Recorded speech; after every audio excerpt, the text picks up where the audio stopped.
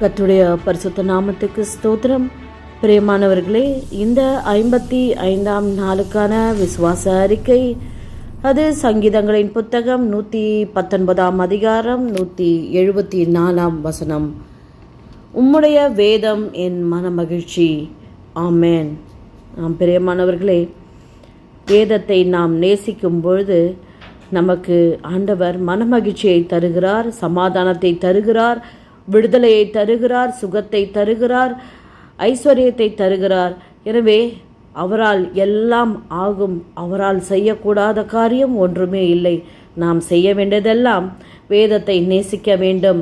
ஆண்டவரை பார்த்து உம்முடைய வேதம் என் மனமகிழ்ச்சி என்று நாம் நம்முடைய பிரியத்தை அவர் முன்பாக அறிக்கை செய்ய வேண்டும். இப்படி செய்து அவருடைய இரக்கத்தை பெற்றுக்கொள்ளுங்கள்.